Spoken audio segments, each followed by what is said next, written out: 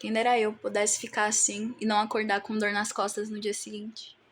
Eu tô toda vermelha porque eu acabei de pintar o cabelo. Para representar um ponto em relação ao sistema de referência, existem muitos sistemas de coordenadas. Coordenadas cartesianas, coordenadas cilíndricas, coordenadas esféricas. A última é a mais importante para a astronomia, porque ela se trata de um ponto de referência, a origem, e ângulo de referência. Tendo como centro a referência, no caso, os meus olhos, eu imagino uma esfera que passa por esse ponto e 3 coisas me dizem como esse ponto está. Novamente, a inclinação na vertical, o ângulo na horizontal e o raio dessa esfera imaginária. Não apenas a Terra é redonda, o que facilita muito usar esse sistema de coordenadas esféricas para se referir a pontos do nosso planeta, no caso, a longitude e a latitude, mas quando vamos observar um astro, tudo que a gente tem é a nossa perspectiva, porque todas as coisas estão astronomicamente longe do sistema solar, o que torna muito conveniente usar um sistema que tenha como principal base não a distância, e sim os ângulos. Imaginando o universo como uma esfera de raio infinito, dentro do qual está a Terra, a origem, a gente pode descrever para onde apontar um telescópio, por exemplo,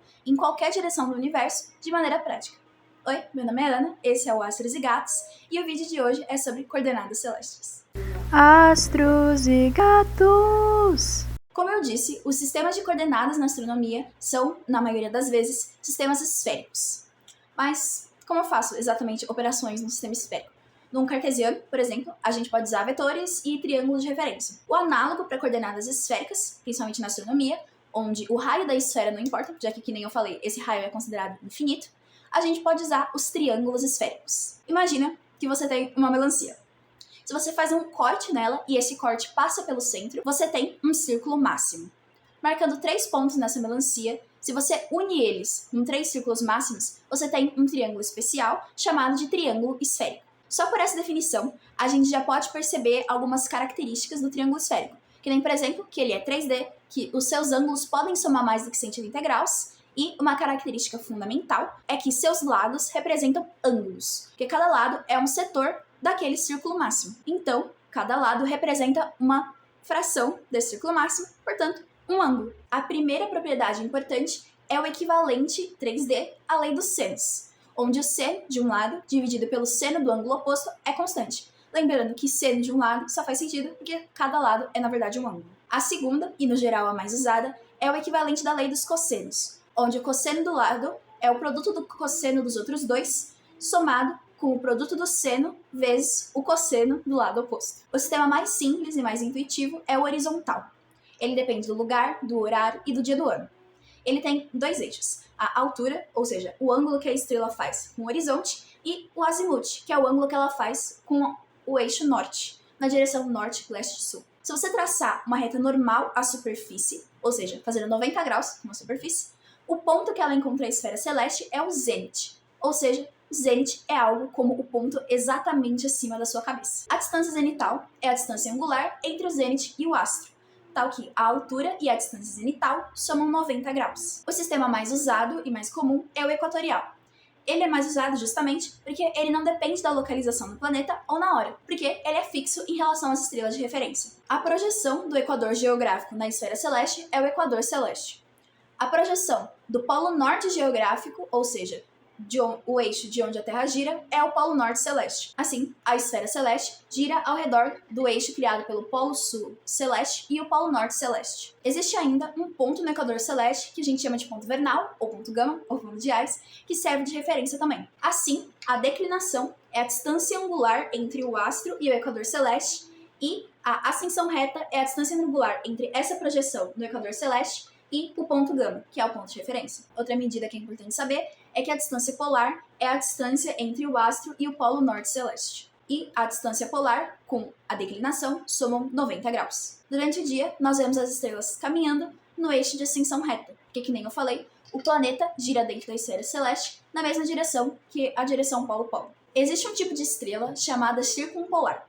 As estrelas circumpolares nunca se põem, e, mesmo durante o dia, elas só não aparecem porque o Sol é mais brilhante que elas e ofusca, mas elas ainda estão no céu. Quais estrelas são ou não circumpolares depende da sua latitude. Mesclando um pouco os dois sistemas, o alto-azimutal e o equatorial, a altura do polo celeste elevado é a sua latitude astronômica. Sendo o meridiano local o círculo que corta do norte ao sul, a distância zenital do equador no meridiano local é a sua latitude geográfica. tal que a latitude astronômica é igual à latitude geográfica, que nós vamos chamar aqui no desenho de φ. No limite, a altura mínima da estrela circumpolar é 0, ou seja, quanto mais perto de se pôr que ela fica, é ficar no horizonte. Como ela gira ao redor do eixo do polo elevado, no seu ponto de máxima altura, a distância ao polo elevado continua sendo φ, só que para o outro lado. Completando o ângulo φ entre o equador e o zênite, resta que a distância do astro ao equador seja 90 menos φ, e essa mesma distância também é delta, a declinação. Concluímos assim que a declinação é, no caso limite, 90 menos a latitude. Quanto maior essa declinação, mais distante do equador e mais próximo do polo celeste a estrela está, tornando a sua altura mínima cada vez maior. Assim, a gente pode concluir que a soma entre o módulo da declinação e o módulo da latitude deve ser maior do que 90 graus. Por exemplo, nos polos, a latitude é 90 graus. Assim, todas as estrelas daquele hemisfério celeste são visíveis, porque qualquer número que você for colocar vai dar maior do que 90. No caso oposto, que seria no equador, a única circumpolar seria a de declinação 90 graus, ou seja, exatamente em cima do polo, porque as estrelas giram ao redor do eixo que está o horizonte. Outro sistema muito usado por causa da sua conveniência é o sistema horário, porque ele mistura um pouco o sistema local e o sistema equatorial.